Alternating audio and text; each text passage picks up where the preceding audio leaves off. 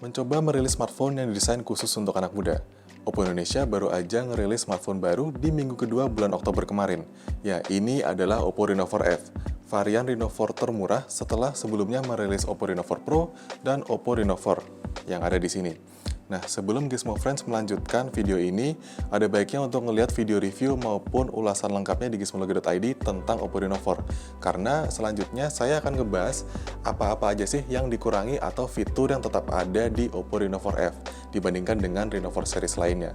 Saya Prasetyo dan ini channel Gizmologi. Jangan lupa untuk subscribe channel kami supaya kami bisa lebih rajin untuk bikin konten-konten seperti ini. Dan ini adalah quick review dari Oppo Reno 4F. Gizmologi. Secara desain, Oppo Reno 4F ini punya desain yang sedikit berbeda dari Oppo Reno 4 dan Oppo Reno 4 Pro. Yang ada di tangan saya ini adalah varian warna metallic white. Juga ada warna matte black. Mungkin untuk Gizmo Friends yang nggak pengen terlalu kelihatan handphonenya, bisa pilih opsi warna matte black. Sementara yang metallic white ini, selain warna putih yang ada di belakangnya, kalau terkena cahaya dia akan menampilkan warna-warna pink atau ungu, jadi kelihatan lebih chic atau cocok untuk anak muda. Desainnya tetap tipis dan enteng. Beda sama Oppo Reno 4, Oppo Reno 4F justru lebih ringan di 164 gram dengan ketebalan 7,48 mm. Ketika smartphone lain kebanyakan memiliki bobot sekitar 200 gram, lewat Reno 4F, Oppo membuat handphone yang lebih ringan dan lebih tipis lagi, sehingga lebih nyaman ketika diletakkan di kantong celana atau kantong saku jeans. Permukaan bodi dari Oppo Reno 4F ini menggunakan lapisan yang namanya Shiny Matte. Shiny Matte itu kelihatan seperti glossy, tapi kalau misalnya dipegang itu sebenarnya profilnya doff atau matte, jadi tidak mudah meninggalkan sidik jari di bagian bodi belakangnya. Nah, untuk layarnya, Oppo Reno 4F sama-sama punya layar 6,4 inci dengan panel Super AMOLED. Refresh rate-nya memang masih 60 Hz, tapi setidaknya panel AMOLED menghasilkan warna yang lebih baik.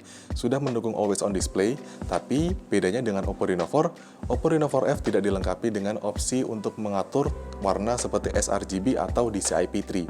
Setidaknya kita bisa mengatur suhu temperatur, mau lebih hangat atau lebih kebiruan. Dan sama seperti Reno 4 series lainnya, Oppo Reno 4F juga dilengkapi dengan Hidden Fingerprint Unlock, yaitu sensor sidik jari yang sudah terbenamkan di layar. Kecepatan dan reliabilitasnya tidak perlu diragukan lagi, cukup cepat dan reliable. Lanjut ke bagian kameranya, Oppo Reno 4F dipasarkan dengan 6 AI portrait kamera. Ya, smartphone ini punya total 6 sensor kamera di bagian belakang maupun bagian depan. Di depan, itu ada sensor 16 megapiksel ditambah sensor 2 megapiksel sebagai depth sensor. Sensornya berbeda dengan Oppo Reno 4 yang berlaku sebagai AON Smart Sensor, tapi tetap membawa beberapa fitur air gesture. Sementara di bagian belakang, dia ada sensor kamera 48 megapiksel, lalu ada kamera 8 megapiksel ultra wide angle, 2 megapiksel makro dan 2 megapiksel mono. Hasilnya Gizmo Friends bisa lihat di contoh-contoh foto dan video berikut ini.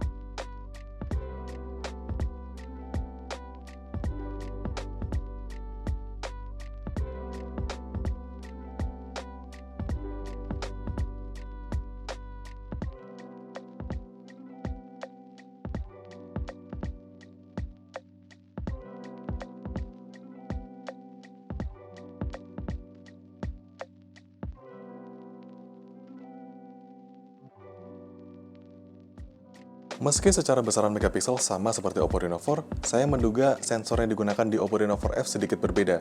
Karena dari hasil kameranya, terutama di bagian low light itu fotonya sedikit lebih noisy dan lebih halus. Walaupun begitu, ada mode malam yang bisa kita manfaatkan untuk meningkatkan kualitasnya secara keseluruhan, tapi tetap saja tidak sebaik dengan Oppo Reno 4. Wajar karena harganya lebih terjangkau. Menjalankan ColorOS 7.2 berbasis Android 10, Oppo Reno 4F juga dilengkapi dengan aplikasi Oppo Lab. Di dalam Oppo Lab ada beberapa fitur tambahan seperti Decision Spinner, lalu ada Lab Ringtone dan juga Quick Return Bubble. Meski tidak memiliki AON Smart Sensor seperti di Oppo Reno 4, kamera depan Oppo Reno 4F bisa dimanfaatkan oleh fitur air gesture, di mana pengguna bisa mengangkat telepon tanpa menyentuh layarnya sama sekali. Ini berfungsi ketika kita tangannya sedang kotor, lalu smartphone-nya diletakkan di meja. Kita tinggal mengusapkannya secara jauh dari atas kamera, dan panggilannya otomatis terangkat dengan mode loudspeaker. Berbeda dengan Oppo Reno 4 dan Oppo Reno 4 Pro yang menggunakan chipset Qualcomm Snapdragon 720G, Oppo Reno 4F justru menggunakan chipset dari MediaTek. Yang agak lucu di sini adalah chipset yang digunakan yaitu MediaTek Helio P95. Ini adalah chipset yang sama digunakan oleh Oppo Reno 3 Pro atau Oppo Reno 3 Pro alias varian paling mahal di seri yang diluncurkan sejak awal tahun kemarin. Dengan RAM 8GB dan memori internal 128GB, untuk penggunaan sehari-hari nggak ada masalah. Mau multitasking atau gaming bisa dijalankan dengan lancar. Suhunya juga tetap terjaga walaupun bodi smartphone tergolong tipis.